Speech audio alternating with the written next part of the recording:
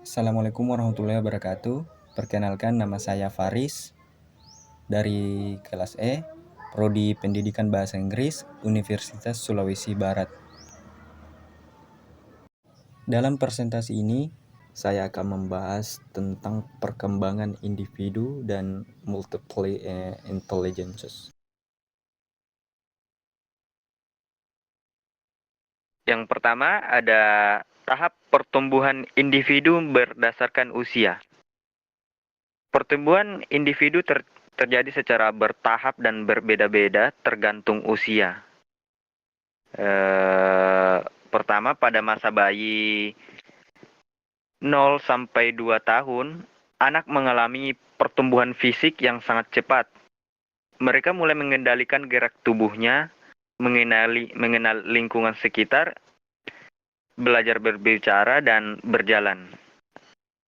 Kedua, masuk ke masa anak-anak 2 sampai 12 tahun. Ini adalah masa prasekolah hingga akhir sekolah dasar.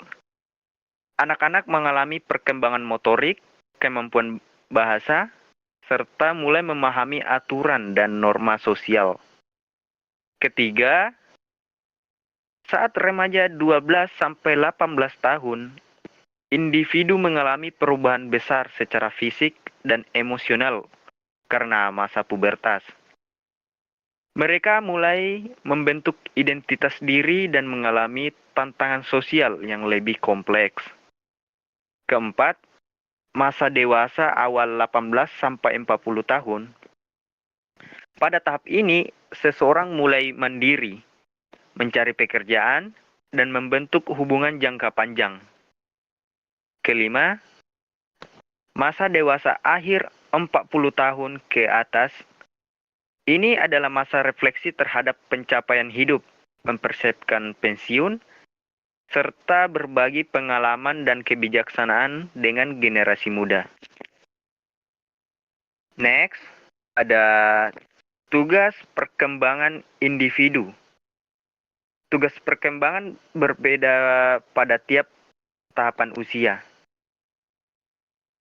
Anak-anak memiliki tugas untuk belajar mengendalikan diri, menjadi lebih mandiri, dan mulai bersosialisasi dengan lingkungan sekitar. Mereka juga belajar mengenal tanggung jawab sederhana. Remaja mulai mencari jati diri, menjalin relasi sosial yang lebih kompleks, serta belajar mengambil keputusan penting dalam hidup. Dewasa awal harus menjalani hubungan erat, membentuk keluarga, serta membangun karir yang stabil. Sedangkan dewasa akhir fokus pada refleksi hidup, menerima kenyataan yang telah dijalani, dan memberi kontribusi positif kepada masyarakat. Next, teori perkembangan menurut para ahli. Kita akan membahas dua teori penting. Yang pertama ada teori Jean Piaget tentang perkembangan kognitif. Sensori motor 0 sampai 2 tahun. Anak mengenal dunia melalui gerakan dan pencai darah. Profesional 2 sampai 7 tahun. Anak mulai berpikir simbolik tapi masih egosentris. Atau egosentris. Operasional konkret 7 sampai 11 tahun.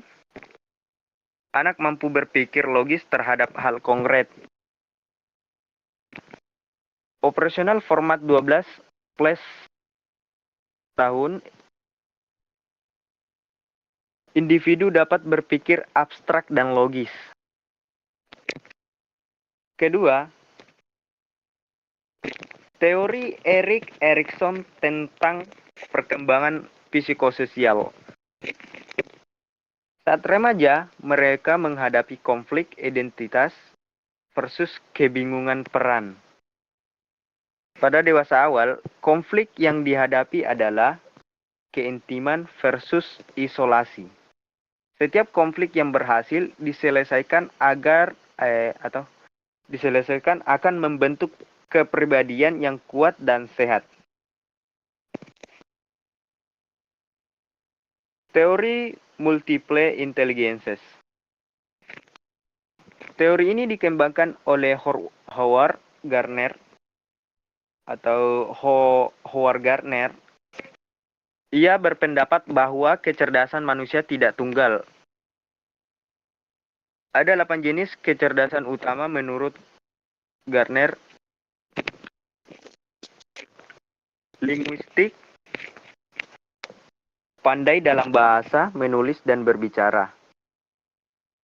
Logika, matematis, kemampuan berpikir logis dan berhitung. Visual, spasial, memahami bentuk, ruang, dan arah. Kinestik, kecerdasan gerak tubuh, seperti atlet atau penari. Musikal, kepekaan terhadap nada dan ritme. Interpersonal, pandai memahami dan bekerja dengan orang lain. Intrapersonal, memahami diri sendiri dengan baik. Naturalis, kepekaan terhadap alam dan lingkungan.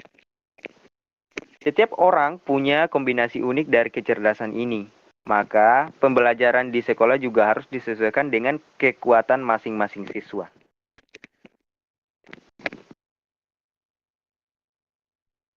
Studi kasus dan penilaian.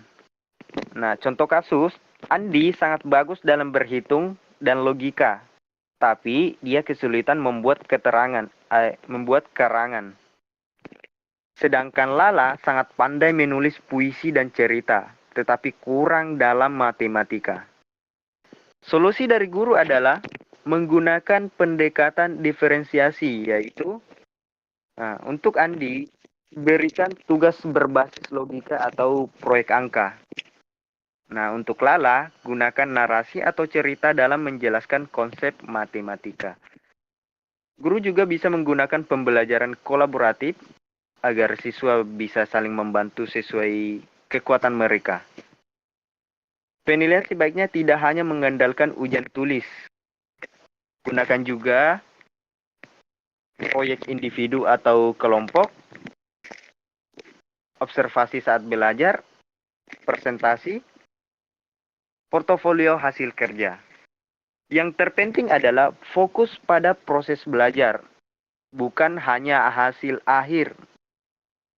Berikan ruang agar setiap siswa bisa menunjukkan kecerdasan mereka masing-masing. Nah, untuk kesimpulannya,